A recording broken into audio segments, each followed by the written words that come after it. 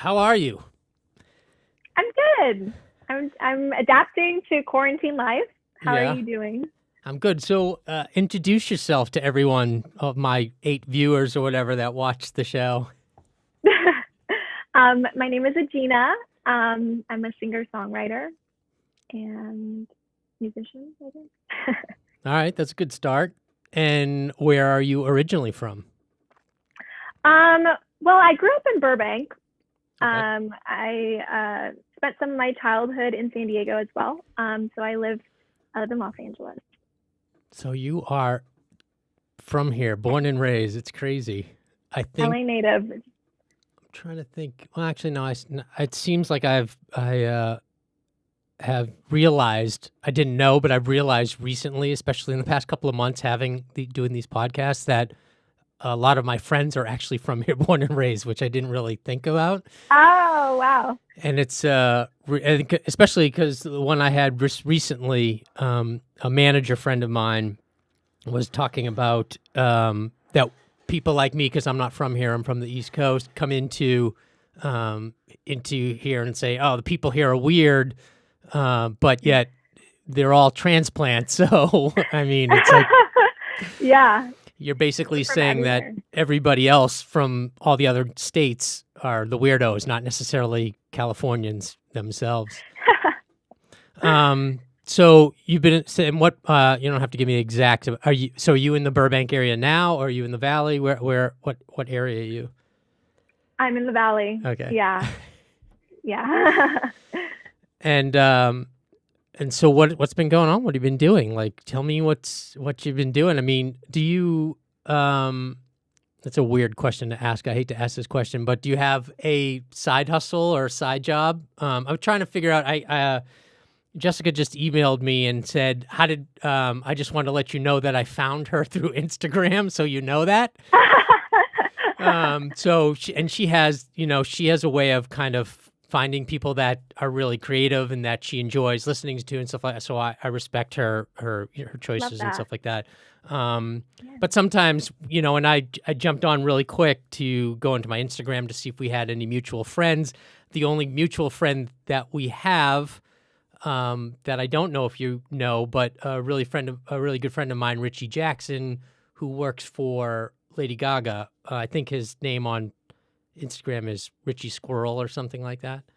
Yeah, He yeah, he was yeah. he was our only mutual friend, and then the fat Jewish guy, which everyone is basically a mutual friend of fat Jewish. So Yeah, my best friend, she dances or has been dancing for Lady Gaga. So I met him through her. So she just came out in the new music video too. Lindsay, Yes. I Lindsay, as yes.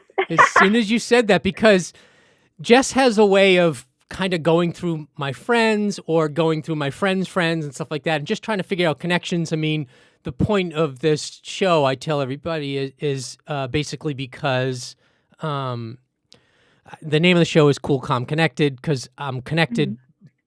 or I think I'm connected. Basically, I tell everybody that I'm connected, but basically because if somebody needs something, they're always trying to ask me for this or for that. I mean, I take pictures, photography, still pictures, I shoot video, I produce TV shows and movies. I've been doing music all my life. I have a full recording studio in my home and all that stuff like that. I've been a drummer since I was, very, very young. So I have all these connections into different worlds. So I just figured I wanted to kind of take the millions of people that I know and the different kinds of, having somebody like Lindsay or Richie or, Uh, I just did a music manager, my friend Nick, or I had, a host. I mean, I just like to take all these different kinds of industry genres and kind of just push them all together, and if there's always something somebody else could use. Like there's always, you're a musician, but you could use somebody who could shoot your music video, or who needs to record it, or you need a hairstylist or makeup. I mean, there's a million different things. So I like kind of like, mushing them all together. But I love that. I had a client who's still a really good friend. I was managing musicians a few years ago, and then I just a couple of years ago I just decided not to get out of the music business, but to just get out of to just move into another world, I guess, which was TV and film, which I've always been in. I've always dabbled in, and now I'm just kind of going into full time. And he was doing a music video, which I shot for him, and then he was. I'm trying to think of. I'm trying to get me to Lindsay, but there's two ways that I have that. One was I had a rapper that I managed. We did a music video that I produced, and Richie brought that Lindsay and a whole slew of Gaga dancers to to do the shoot, which was great. I met a lot of great people, so I met her there. But I think after that, one of my clients needed like a record cover, and I shot still pictures of her, with just her laid out on his car in my music studio with guitars and stuff like that. It was just really great, and we had a great time. So I'm assuming, bringing it all full circle right now, I'm assuming that's how she came to you through that or whatever. So. Okay. So let's go. Let's go there. How do you know Lindsay? That's so funny. I'm not surprised because Lindsay literally knows everyone. Anywhere we go, it's like, oh my God, hi. I'm like, we'll go like to the grocery store, a random place, and she'll like see somebody there. Me and Lindsay have been best friends since we were 10 years old. So she was my dance teacher, and and she was 10 as well. We were both 10. And we've just been inseparable since. We call each other Bob and Bill. So it's weird for me to say Lindsay because I call her Bob. Okay. So yeah, we've just been best buds for like 20. A couple of years, not that long. I know you guys are like both like what, you're both 18 or 19 right now, so it's only been a few years, right?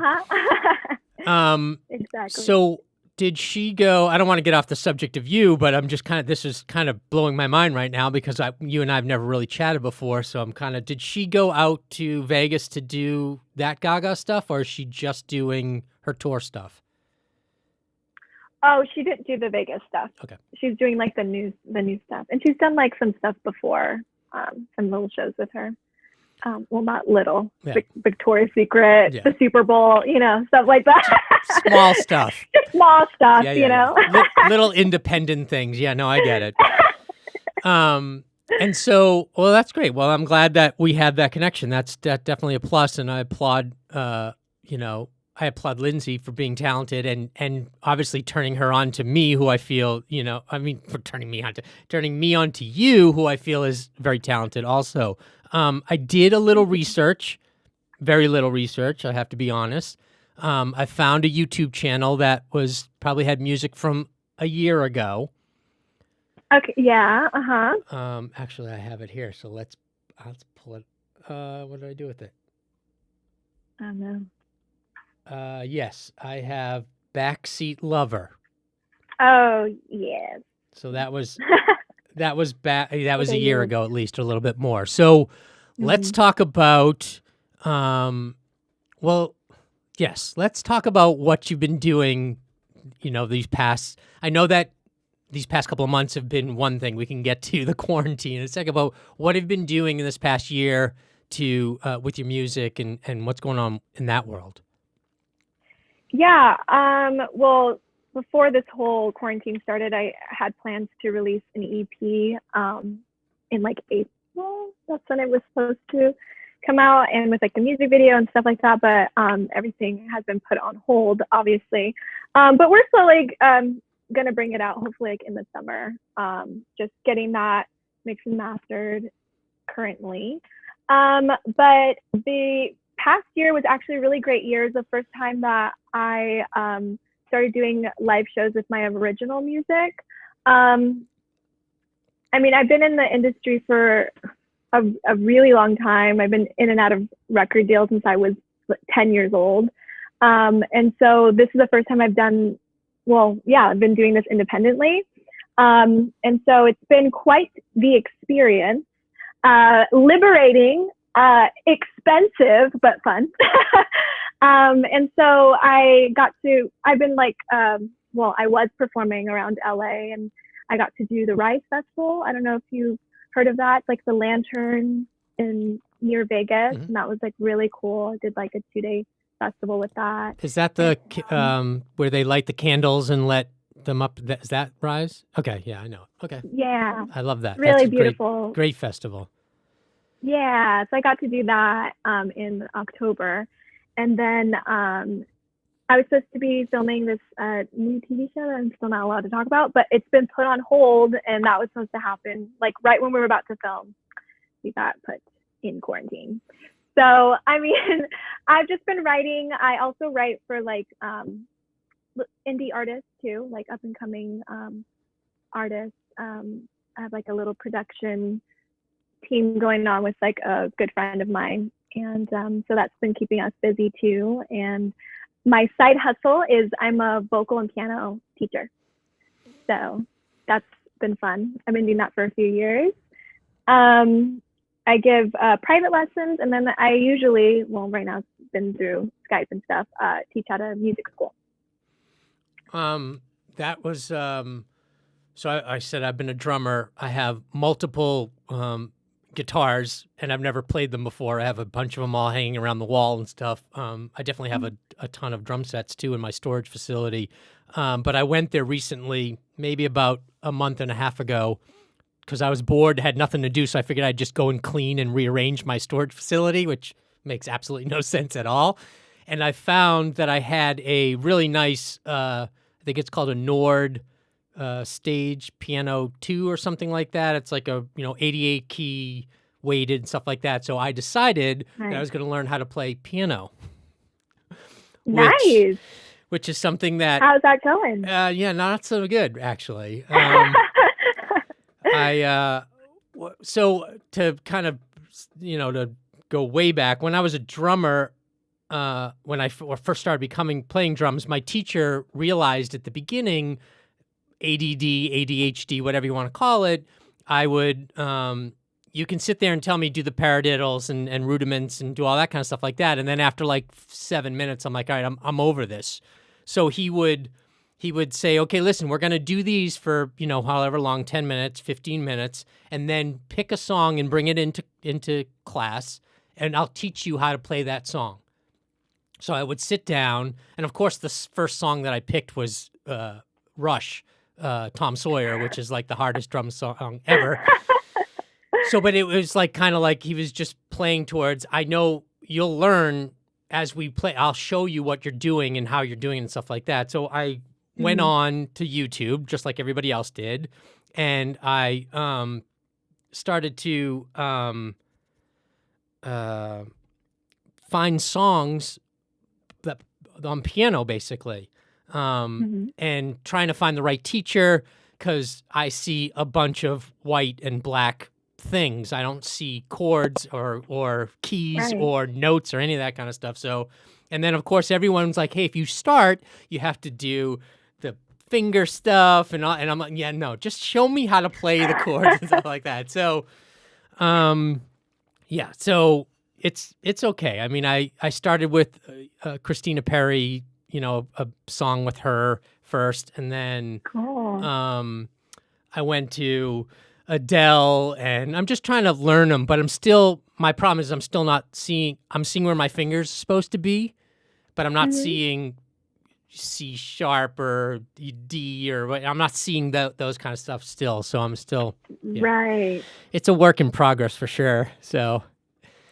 Yeah, it is. I mean, it really depends on the student. Some people, they want to learn how to read and, play, and then other students, I have one new student, and I taught her how to play songs, like right in their first lesson. She just wanted to play and sing. So we've been working on that. So it just really depends how, each person works differently. And Beatles songs are really easy to play. That would be a good but start. I don't know if it's necessarily the easy part of it. I know it sounds really weird, but the Adele song, what's that? Someone Like You? Yes. And it's all about the fingers going back and forth and stuff like that. That's Yeah. more intriguing to me. That's more, I'd rather, because I'm a drummer, so Okay. obviously I can keep the beat Right. and I can do two hands. So that's more intriguing to me than just Chords, it's boring chords, you know what I mean? So, yeah. Sorry, we're getting off track here. I want to reverse back a little bit. So you're in the music industry and you act.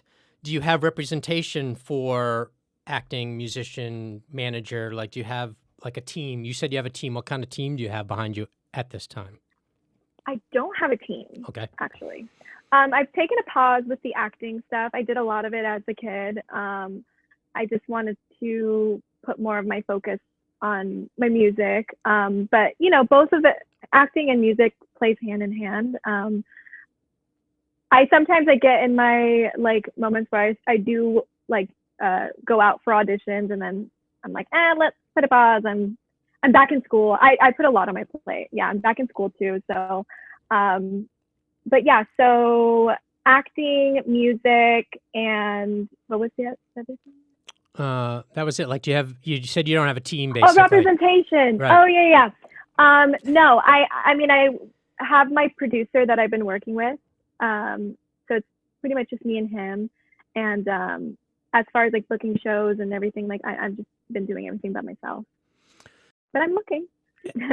And then your producer is a male, obviously. And the only reason why I say that is because I just recently found a female producer that I'm very excited about through this show and connections and stuff like that, putting people together. Because I was always looking for. It's going to sound really weird. And every time I say it, it sounds weird, even me speaking it out, but I'm more like a woman empowerment kind of a person anyways. I don't know why. Maybe I loved my mom or something like that. So, or I love my mom. So I'm always looking, I was always looking for, it's a male dominant world in producing and stuff like that. And, you do have people like Diane Warren and all these other, big people, but they're not necessarily producing per se, like engineering, sitting down and making beats or making chords and stuff like that. So it's a real hard work, that area is really hard to find. So I just found one recently. And so you've been working with this producer. He has a studio in his home. Does he have a place or? Yeah. We actually met in school like 5 years ago. We both went to the LA recording school. I went for production as well. I wanted to produce. But I ended up figuring out that like I just like writing better than making the beats. Like the classes I did well was like music scoring and stuff like that. So that's like what I kind of went back to school, study more music wise. But we just kind of clicked. It was a weird thing. He did more of like hip hop, and he would sample a lot of stuff, and I was like, oh, that's so cool. And he was kind of like weirded out, like, oh, you like that type of music? I thought you did like pop stuff. And I was like, no, like I want to like combine our worlds. And so after we did that, we just like haven't stopped working with each other, and we have a studio together. So he, he's pretty much been like, he's in there all the time making beats, but I use the studio to teach out of there as well, and we record my my songs in there. And do you know what DAW that you're using? Pro Tools, yes. And I don't know if he uses Logic to make beats, because I'll usually like send him like chords and like a vocal, and he'll do his thing to it.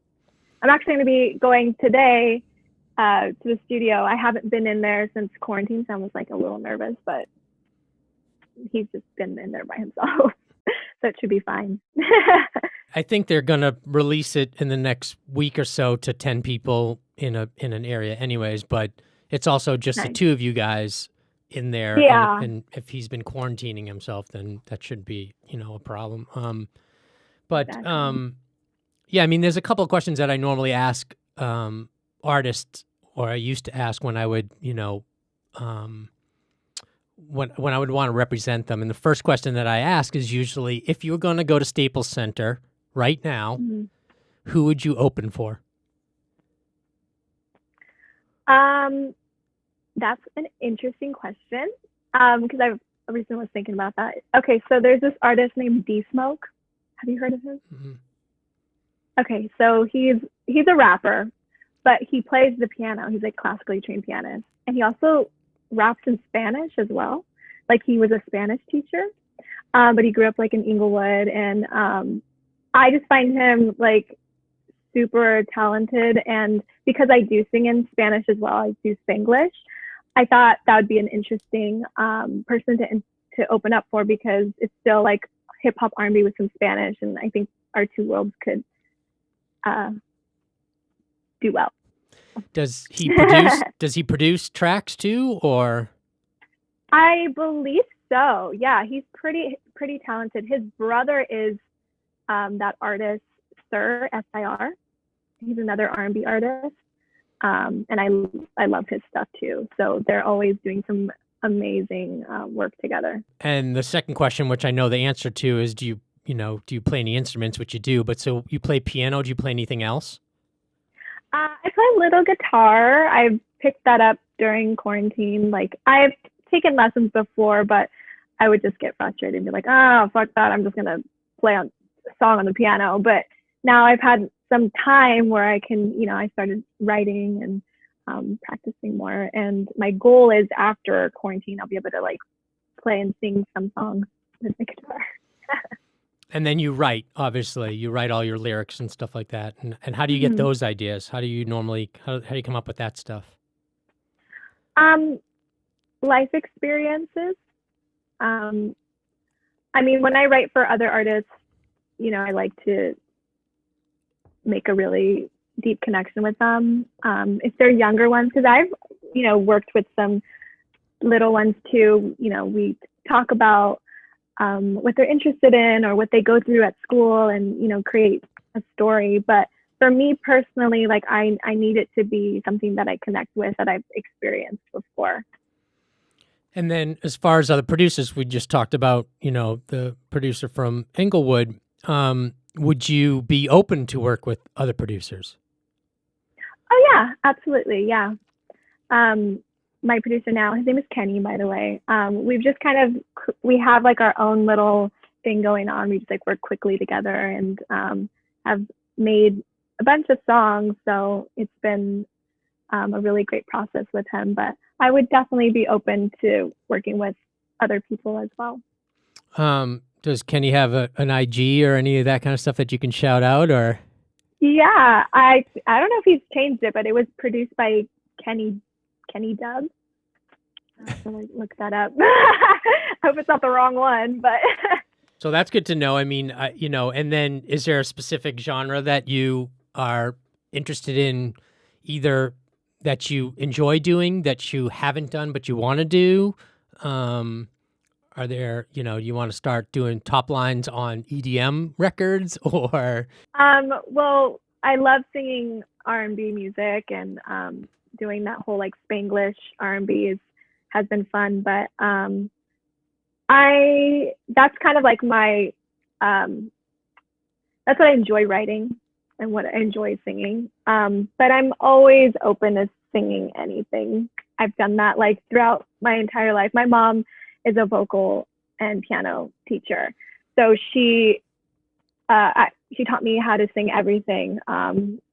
Music in Spanish, pop, rock, soul. I mean, we've done it all, and so I've sung in a bunch of rock cover bands, which I have a place in my heart for rock music, and I love doing that. And I mean, I've sang top line stuff for EDM demos before. I whore out my voice all the time. But I just love music. So, but for me personally, the route I would love to continue is doing that R&B Spanglish thing.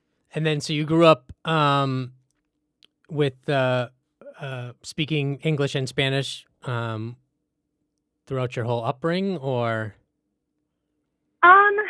Yes and no. My mom, the way she was teaching me how to speak Spanish was through music. So she would teach me a lot of songs ranchera music because I'm Mexican, so that type of Mexican music, or that was like her way of like teaching me Spanish. My dad doesn't really speak Spanish, a little bit, and my sisters don't either. So it was kind of hard to just like speak with her for a little bit, and then I would just go to English and then go to school. We're speaking English, so that was a little difficult to keep in the home. But singing in Spanish has like never been an issue for me, and I still enjoy doing that, and incorporating it in my music, writing some lines here and there, give it a little touch. You have sisters and brothers, or just sisters? I have two sisters. They both sing as well. But as far as like taking it to the next level or trying to pursue it as a career, that was not their thing. My little one is actually my little sister is more interested in like trying it out lately. So I love that. So you're a middle child or the oldest? I'm the oldest. Okay. Yeah. Okay, and so let's go back to prior to this pandemic thing that we're in, quarantine that we're in right now. You were out performing live, yes? Is that what you said? I was, yes. And around town. And then were you going out by yourself? Were you going out with a full band? Were you going out with just a guitar player, piano player? How is your setup when you would go out and perform? I have my band. So it's my friend Chris. He plays keys and he sings beautiful. So he'll do some backup vocals, and sometimes we'll do like a duet, like a cover together. And then it's Liam on guitar. He's amazing. And then my friend Brock on drums. So it's just the four of us. Yeah. And so you didn't have a team or management or a booker. So you were just calling, or how were you booking your gigs? It was actually just like word of mouth. Some people, asked me to come perform at a place. Trying to get to perform at other like venues in LA is it's a little more difficult than I thought that it would be.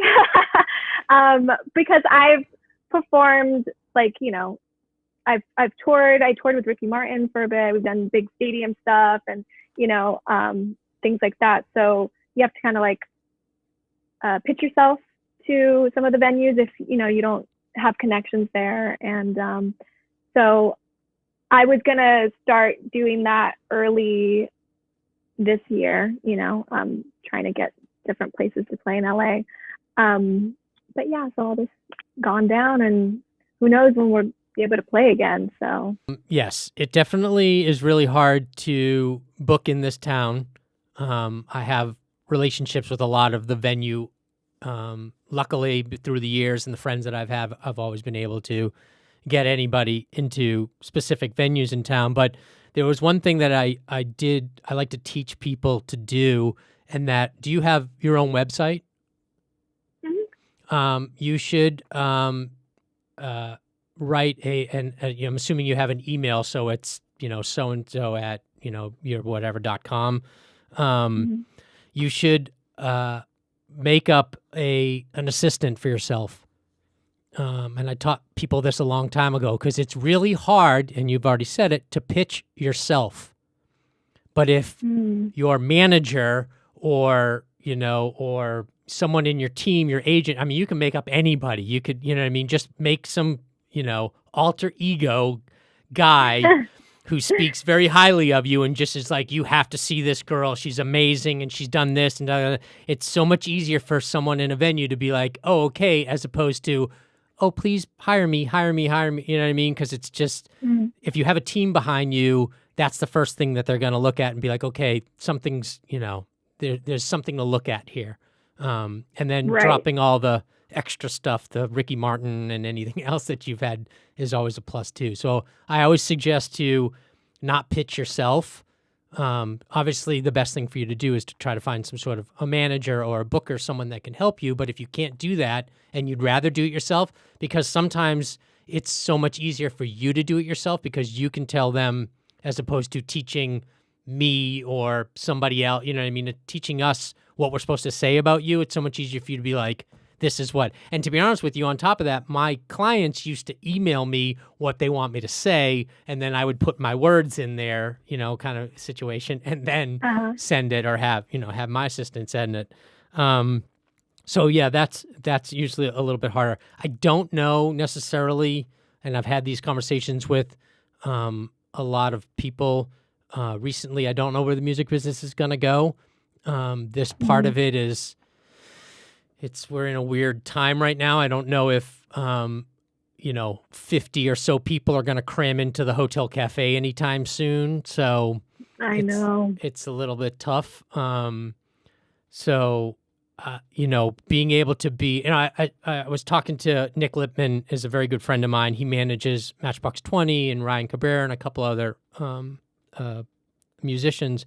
And he was saying that during this time, you should be honing your craft. You should be learning how to play guitar, learning how to play piano, drums, whatever you want, learning how to record yourself or whatever it is, vocal lessons, all that kind of stuff like that. So this is the time, because when you're not playing basketball or you're not playing baseball, you're practicing consistently every day, all day, on the court, in the gym, all that stuff like that. Musicians finally have that chance to do something like this. This should be the time that you should be utilizing this. I absolutely agree. That's exactly how I feel. I'm kind of enjoying this, and I don't want it to be work. But I'm constantly, I have time to practice. I'm not, driving or stuck in traffic trying to go from one job to the next. Now my work is online, and I'm so blessed that I can teach online still. So whenever I have that extra time, I'm just everyone's on pause right now. So this is the time to just really hone in on making, your craft so much better. So I do love that part of it. And I have friends all over the United States, all over the world, basically. But there's a couple of friends that I have that are in Nashville, and so I can text them and be like, "Hey, when I put my fingers this way on the keyboard, what does this mean, and why they do this?" And so I can do those questions. And sometimes they've jumped on a Zoom with me or FaceTime on my phone or something, and sit there, and I can learn that way. But it to me, it works. But I'd rather you be right next to me, kind of a thing. You know what I mean? Totally. Yeah. Even when I don't even know how long ago. It was probably 4 years ago. I decided to take. A friend of mine teaches, like you, does vocal lessons, and she teaches piano. She's since now moved to Nashville, but I told her, I'm like, listen, there's one or two things that I want to learn. So I'm like, either I want to learn how to sing or I want to learn how to play piano. And she goes, well, why don't you come over and we'll figure out if you can even sing first. And then if you can sing, then we can, then we can either talk about that, or if you can't, then we can just move on to piano. But the main reason why back then I wanted to learn vocal lessons was so when people come into my studio, I can see if they're doing something wrong or show them what they're doing wrong. You know what I mean? Like that kind of thing. So to me, I just wanted something else. It's like when I'm playing beats together, or if I'm putting something together, or I know what chords I like, the sound of it. I don't know what chord it is. I know what I like sound-wise. So I just wanted to learn what those tones were, what those chords were, what those notes were that I liked so much. So I ended up doing that. And then she moved to Nashville, and because I used to go over her house every day or once a week or whatever. And then when she moved to Nashville, we started doing FaceTime thing, and it wasn't the same. So, but if you can't, it's a little harder. Yeah. I was going to say, if you can't make it, if you are teaching someone who lives in, I don't know, London or Ohio for that matter, then it's, having Zoom or FaceTime, stuff like that just seems like it's so much, it could be lucrative and be able to teach people. I mean, that's the great thing about it. I mean, to kind of circle back to what I was saying is the manager was saying, Nick was saying that it kind of opens up a new world for a lot of different things. I mean, I'm doing content. I'm making these podcasts because I'm bored out of my mind and I've got nothing else better to do. And I have all this equipment here, so why wouldn't I? It's free. But I need content. I need music too. I mean, if I'm doing, this TikTok and all those kind of stuff like that, I mean, this is when the time where musicians should be able to be performing a little bit more, making music and sync and licensing for Hulu and Netflix and all those kind of things. I mean, this is a huge time to be putting together that little hard drive, I guess, of music that you can do. So, as people, because YouTube's not going to go away anytime soon, unfortunately. So they're still going to need music and stuff. So yeah, I mean, it's definitely a weird world, and I don't know. We had the conversation about if Rob Thomas is doing these live performances on Zoom or Skype, or I don't know where he's doing them, which to me is more enjoyable because I'd rather sit here in my pajamas on my couch or my bed and watch Rob Thomas perform. I don't want to go to Staples and park and do all this kind of stuff. Like, I'd rather do this. So there could be that transition too into the music. Yeah. So I think lots of things are going to definitely change. Like the school that I teach at, I'm not really sure if I'm going to be going back or we're just going to stick to this for the rest of the year. Same with school. Like I'm in school and like fall semester and summer semester, it's all online. Like they're not even messing with that. So, and it's interesting because it wasn't too bad. Like I did start out going to classes, and then when it switched to online, I was like, this isn't too bad. Like maybe I do want to do that, but of course, like they're having trouble with like the band and choir and stuff like that. Like they're not sure how they're going to keep that going, and that is something interesting that everyone's gonna have to figure out. But yeah, I mean, it could be kind of a cool thing for musicians, or it could be really bad. So. Yeah, I mean, I guess it's going to be one of those things where we're just going to have to wait and see and figure it out. I mean, people are trying to figure it out, trying to figure out different ways of doing things. So hopefully we can figure something out soon. I mean, I'd hate to, again, like I said, there's good things and bad things. And I felt that one of the good things that I first noticed was that there are people that are sitting home with their video cameras and doing YouTube channels and little skits or whatever you want to call them, little shorts.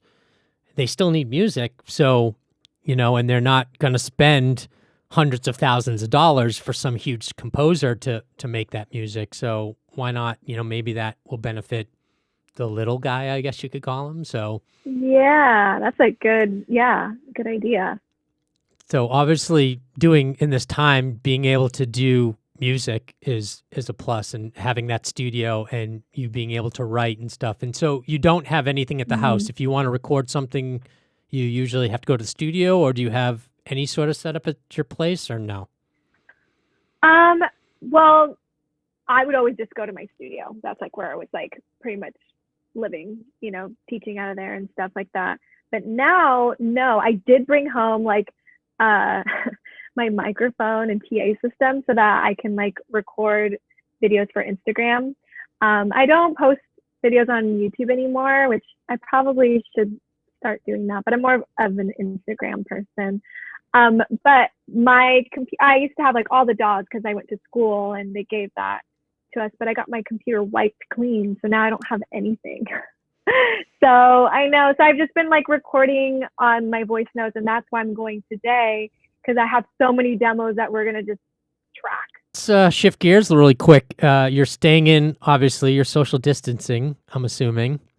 Yeah. Are you watching any TV or watching any online stuff? Is there anything? I've been like so busy. Like yesterday I stayed up. Well, the past few days I've been staying up till like 3 in the morning finishing my essays because we're almost done. I have like one more to do. So I haven't really had any like TV time as much as I would like to. But I'm trying to think of like a show that I've watched or like binged. I recently got Showtime because I'm a student and Spotify like gives you like the Showtime and Hulu plan. Did you know about that? No. I didn't. Yeah, for like $5, they give you Spotify, Showtime, and Hulu. And I was like, oh, this is so awesome. So I've been watching old movies. I watched Almost Famous. That's like my favorite. And that was like probably the most recent thing that I've watched. A classic. Yeah, I mean, some people are and some people aren't. Are you getting out and getting some vitamin D and exercising, or are you just eating really badly? I've been exercising. My friend, she is a personal trainer, so she was doing these Zoom classes 3 times a week. She stopped this past week, and I definitely felt it. But I've been doing I was doing workouts with her 3 times a week, and then adding some yoga. And the eating is like very up and down. Like I'll do pretty well, and then I'll have like my binge nights when I'm like writing my essay and just like eating whatever I want. But as far as going outside, I walk my dog. That's like my source of vitamin D. And yeah, I did visit my sister. She lives in Huntington Beach. So she's been quarantined. So we like quarantine together at her house, and we'll like go in her little patio and try to sunbathe out there and get like a little kiddie pool. So that's been my outing. And then, I don't know. I mean, I guess that's it. I just wanted to, again, like, like the show's called Cool, Calm, Connected. So I enjoy meeting new people, and I'm glad that our connection, our circle of friends is actually smaller than I thought now because of Lindsay. Not that Lindsay's a good friend of mine, but I definitely did a couple of things with her, and she is just an amazing person, amazing dancer, and yeah. And I love her to death. It was funny too because we had talked about taking pictures again. It must have been probably close to a year ago or whatever. We had talked about doing it. Yeah. So give me your social media. Like, give me all your where can we find you? Where can we stalk you? I'm under Agina Music for like everything. My Instagram, Twitter, YouTube. My Facebook might be Agina Music Official. I think the other one was taken. But yeah, I'm Agina Music, Agina Music. And then you're gonna perform for us after this. Yeah. Did you? Is that gonna be a new song, or is it gonna be? What have you decided what you're gonna perform? I'm gonna do a new one since like I'm planning to release some music soon. I guess it'll be the first time performing a new song on your podcast. The well, debut. I'm glad I could be assistance and get it out there and help you and promote it as much as possible. And again, towards the end, I usually say the name of the show is Cool, Calm, Connected because again, I feel that I'm connected. So if there's anything that you need. You have all my information, and you're more than welcome to, call me, email me, text me, whatever. Thank you. And but I did want to thank you very much for setting some time for me to do this. Yeah, and thank you for having me. Oh, of course, it's my pleasure.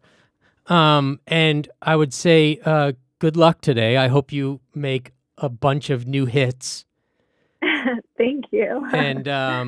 And yeah, I don't know how to end these things. It's always kind of awkward or whatever, but so I'm going to say You're doing great. I'm going to say this. Stay tuned because we're going to have a performance right after this.